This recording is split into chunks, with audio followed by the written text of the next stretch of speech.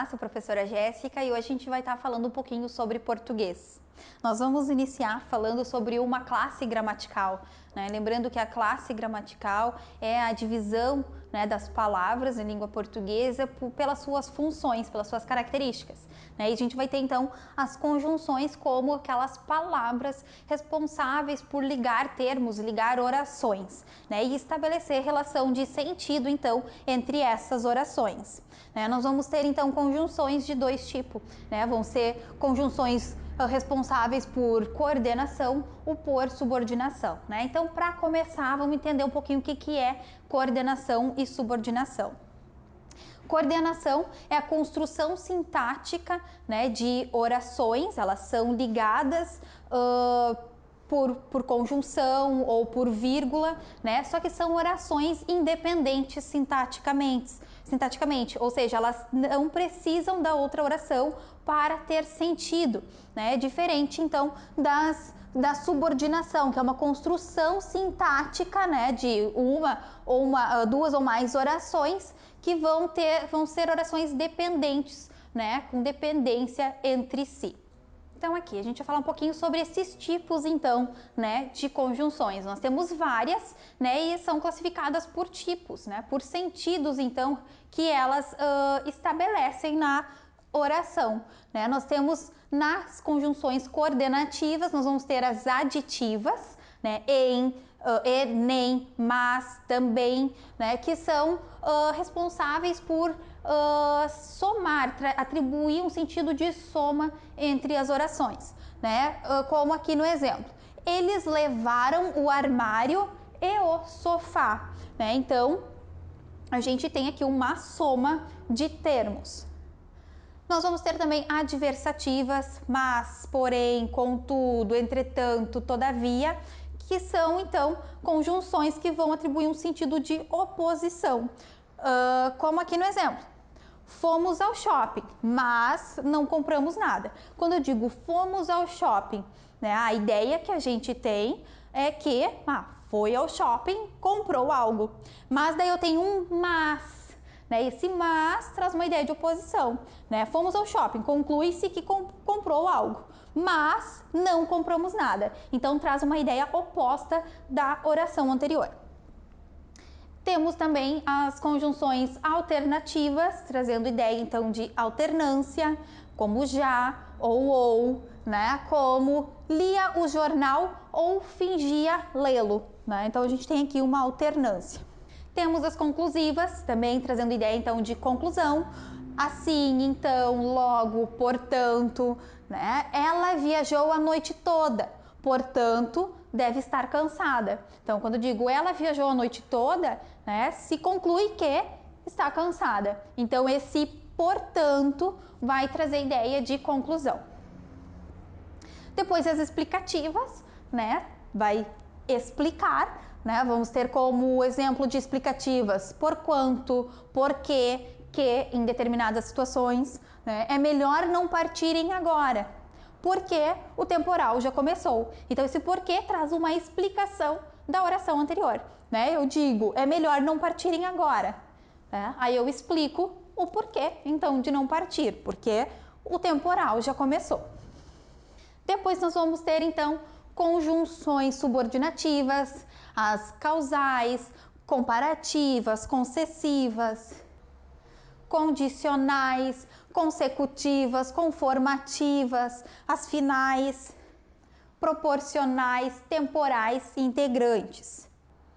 Então aqui para a gente compreender então a diferença entre, né, essa junção de duas ou mais orações, né, que é um período composto, como a gente viu lá na etapa anterior, né, a gente tem mais, né, duas ou mais orações, né, ligadas. Então, quando eu tenho orações coordenadas, né, eu tenho orações que são ligadas, né, pode ser sindeticamente ou assindética, né? Sindética é quando ela vai ser ligada por uma conjunção ou por uma vírgula, né? E assindéticas é quando elas não têm, então, essa ligação.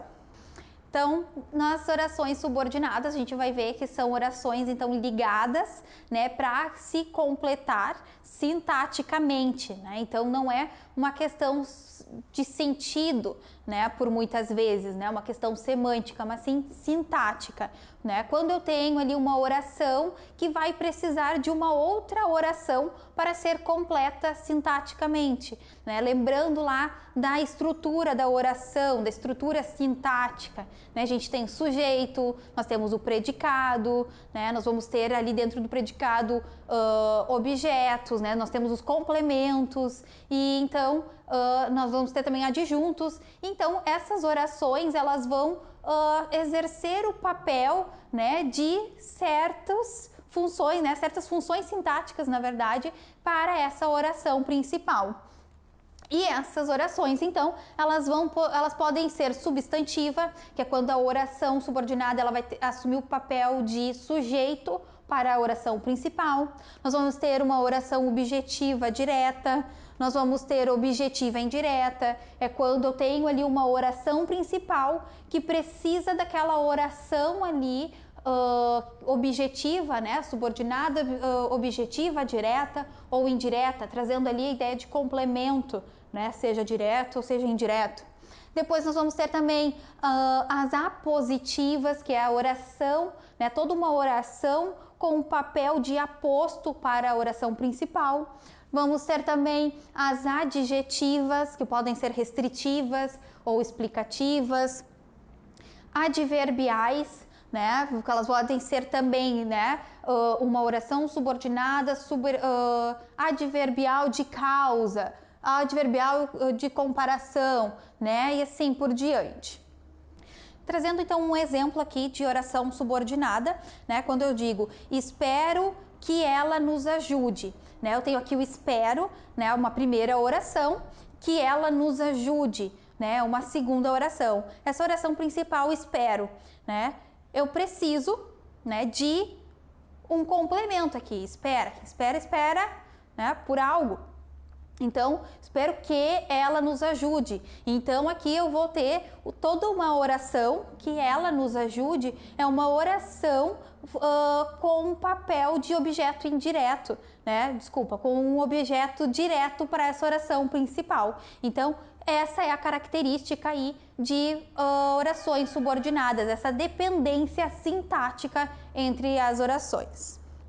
De forma resumida, então, para finalizarmos, a gente vai falar aqui sobre concordância nominal, sobre o conceito, então, de concordância nominal e o conceito de concordância verbal, né? A gente sabe que a concordância nominal, eu vou ter todos ali os determinantes, o artigo, o pronome, numeral e adjetivo, concordando com o substantivo, né? Um exemplo bem simples, bem básico, né? Quando eu digo o menino, né? Eu tenho aqui uma concordância nominal. O artigo o está no singular, o substantivo feminino, masculino, né? Também no singular. Isso é uma concordância nominal, né? Se eu digo as, eu tenho substantivo menina, eu vou utilizar também no plural. Então, eles se concordam, esses termos se concordam, né? Vão estar aí né, reflexionando ali em gênero e grau da mesma forma.